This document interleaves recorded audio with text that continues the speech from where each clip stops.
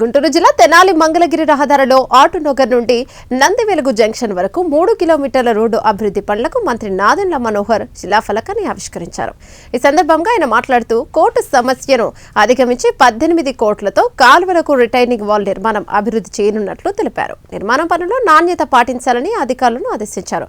ఈ కార్యక్రమంలో కూటమి పార్టీల నేతలు, కార్యకర్తలు పాల్గొన్నారు.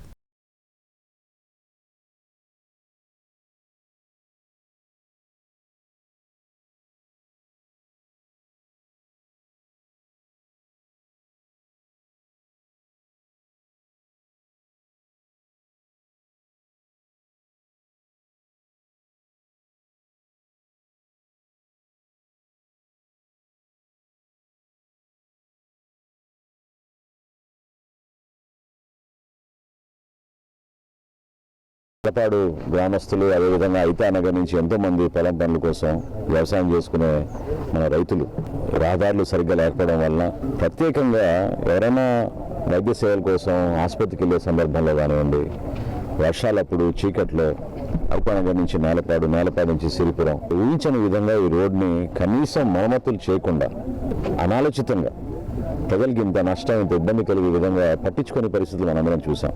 ఇది చాలా బాధాకరమైన విషయం. ఎన్నికలప్పటి నుంచి నేను కూడా ఎట్టి పరిస్థితుల్లో ఇచ్చే రోడ్లో ప్రాధాన్యత ఇచ్చి ఖచ్చితంగా ఈ రోడ్డు నిర్మాణం చేద్దాం అనుకుంటే గతంలో 18 లక్షలు 20 లక్షలకి ఈ రోడ్డు అయిపోయేది. ఆ విధంగా ధ్వంసం జరిగినందుకు రోడ్డు మొత్తం చేసి కొత్తగా నిర్మాణం చేస్తున్న సందర్భంగా 4,70,00,000 రూపాయలతోటి ఈ రోజు మనం ఈ రోడ్డు వర్క్ ప్రారంభించుకున్నాం. కలెక్టర్ గారు కూడా మాట ఇచ్చారు, 3 వారాల్లోనే ఈ పని పూర్తి చేస్తానని. ఈరోజు ఆ పని కూడా ప్రారంభించారు.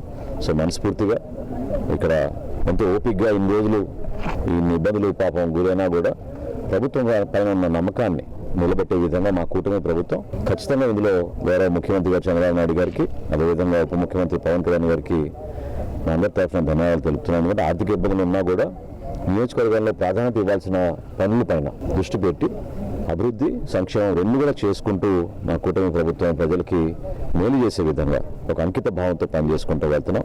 ఇక్కడ ఉన్న గ్రామస్తులందరికీ ఈ సందర్భంగా నేను అభినందనలు తెలుపుతున్నాను.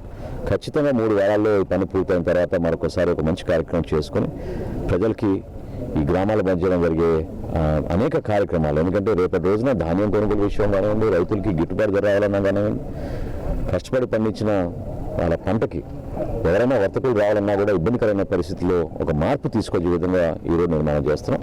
సో ఈ సందర్భంగా అందరికీ నేను అభినందన తెలుపుకుంటున్నాను. ఏ రూట్లో ఎక్కువ మంది ఉపయోగించుకుంటారో అందులో ఇప్పుడు మనం మహిళలకు ఉచిత బస్సు సౌకర్యం కల్పించాం కాబట్టి డెఫినెట్గా వాటి గురించి కూడా ఒకసారి పరిశీలిద్దాం.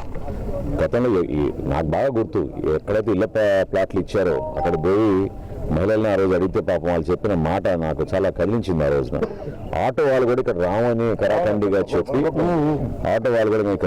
కరాఖండిగా చెప్పి ఒక్కొక్క ప్యాసింజర్ దగ్గర నుంచి 100 రూపాయలు వసూలు చేసి ఆ రోజున వాళ్ళని ఆ లేఅవుట్ దగ్గర తీసుకొచ్చారు.